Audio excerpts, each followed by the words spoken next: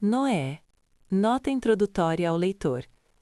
Nota introdutória ao leitor: o conteúdo a seguir constitui um estudo de ontologia. A ontologia é um ramo da metafísica dedicado à investigação da natureza da existência, da realidade e do ser enquanto ser. Ela não pertence a sistemas religiosos, não propõe dogmas, nem exige adesão de crença. Trata-se de um campo que busca compreender o que é, como é e por que algo é, independentemente de tradições espirituais, culturais ou teológicas. As reflexões apresentadas aqui não têm a pretensão de estabelecer verdades absolutas. Elas existem como instrumentos de análise e convites à consciência crítica. Desloca o leitor do conforto das certezas para o território fértil da investigação consciente. Todos os conteúdos pode e deve ser pesquisado externamente pelo leitor. Fonte: Jan Valjean, textos de Bhagavad Gita e Uttar Gita. Livro Apócrifos de João, o livro tibetano dos mortos. Parte 1. O mundo antes do dilúvio. Capítulo 1. O que chamamos de dilúvio? Antes de falar de Noé, é necessário esclarecer de que dilúvio estamos falando. O chamado dilúvio bíblico costuma ser confundido com diversos outros relatos de inundações presentes em mitologias antigas, como as narrativas sumérias. Embora existam paralelos, eles não descrevem exatamente o mesmo evento, ainda que alguns pesquisadores tenham tentado unificá-los. O dilúvio bíblico não foi um acontecimento único, repentino, restrito a 40 dias e 40 noites de chuva, como o relato literal sugere. O que ocorreu foi um longo período de instabilidade planetária, marcado por chuvas intensas, colapsos ambientais, deslocamentos de massas de água e sucessivos desastres naturais. Esse período se estendeu por milênios, aproximadamente entre 14.000 e 10.000 anos atrás. O final desse ciclo é o que a tradição passou a chamar simplesmente de o dilúvio. Por isso, neste estudo, chamaremos tudo o que existia antes desse período de pré-diluviano, tudo o que surge depois de pós-diluviano. O dilúvio não foi apenas água, foi uma ruptura histórica, cultural e civilizacional. Capítulo 2. O mundo pré-diluviano. Antes do dilúvio, existia uma estrutura organizada no planeta. Ela não era humana no sentido atual, mas funcionava.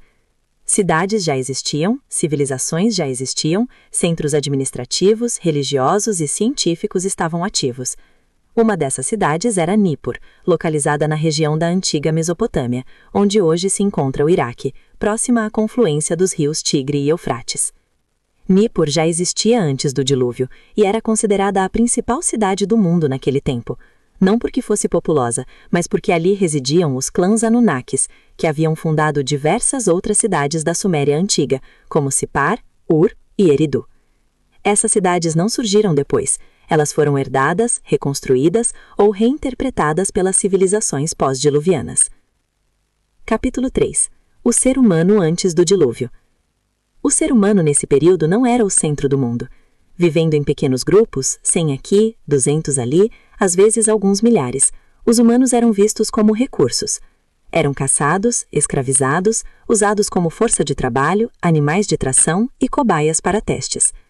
Os Anunnakis eram apenas um dos grupos dominantes. Havia também entidades ligadas a portais ainda ativos, inteligências extrafísicas e remanescentes de antigas estruturas civilizacionais. Os portais nessa época ainda estavam abertos. O planeta não era isolado. O resultado era simples. Os humanos eram perseguidos por todos. Assim como hoje uma vaca solta é disputada por quem quer explorá-la, o ser humano era visto como algo útil, para trabalho, experimentação ou domínio. Não havia respeito pela vida humana. Nenhum. Capítulo 4. A racionalidade humana. Apesar disso, algo começou a mudar. O processo de racionalização humana já vinha ocorrendo há cerca de 40.000 anos, impulsionado por modificações genéticas progressivas. A população humana era uma mistura confusa de diversas espécies: Homo erectus, Neandertais, Sapiens e outras variações intermediárias. Alguns humanos começaram a demonstrar inteligência superior, capacidade de raciocínio, estratégia e adaptação.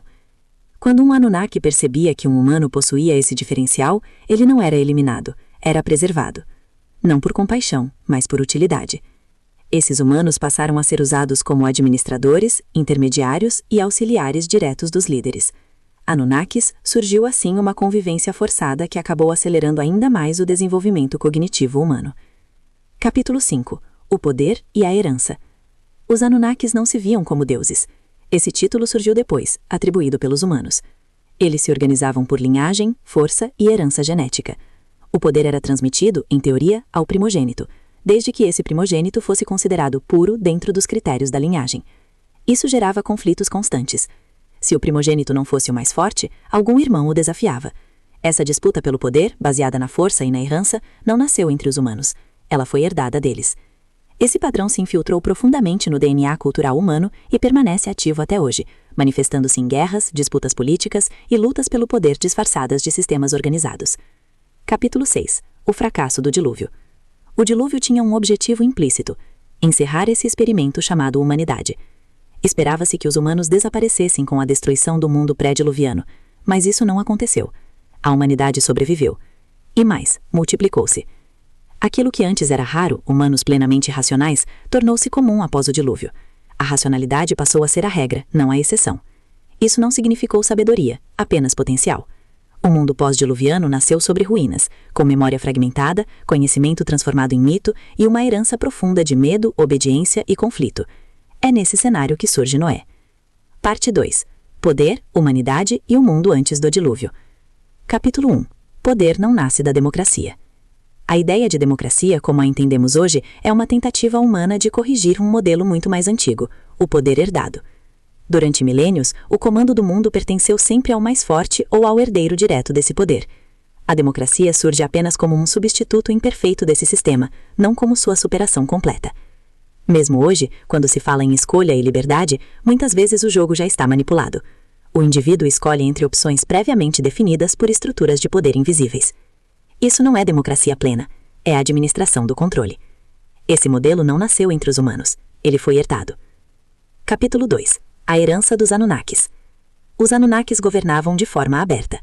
Não escondiam que o poder era hereditário, baseado em linhagem genética, força e domínio tecnológico. Nunca gostaram da ideia de democracia, porque ela ameaça o princípio básico da hierarquia. Quando esse modelo foi absorvido pela humanidade, ele passou a operar de forma disfarçada. A lógica permaneceu a mesma. Poucos decidem, muitos obedecem. É por isso que as disputas humanas pelo poder, guerras, golpes, conflitos políticos, repetem padrões antigos. São ecos de uma herança pré-diluviana ainda ativa no comportamento humano. Capítulo 3. O conflito entre os clãs. Quando Enlil passou a se considerar o governante da Terra, surgiu um problema central. Ele não governava sozinho. Havia rivalidades internas entre os próprios Anunnakis, disputas entre clãs e interesses divergentes. Essas brigas não ficaram restritas a eles. Foram usadas por outras forças, Javé, seus anjos, entidades extrafísicas e inteligências de outros sistemas para ampliar conflitos e influenciar o destino humano.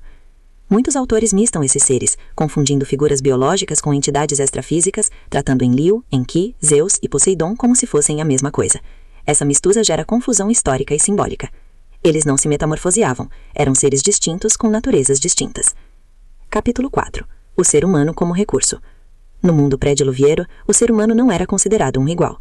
Era tratado como animal, escravo ou ferramenta. Ainda assim, a convivência com os Anunnakis provocou algo inesperado, a aceleração da racionalidade humana. Mesmo sob domínio, mesmo sob exploração, os humanos aprendiam observando. A tecnologia dos Anunnakis era superior, mas isso não significava superioridade intelectual absoluta. Eles dominavam segredos, armas e técnicas que mantinham os humanos dependentes e com medo. Esse medo sustentava o poder. Mas a curiosidade humana crescia.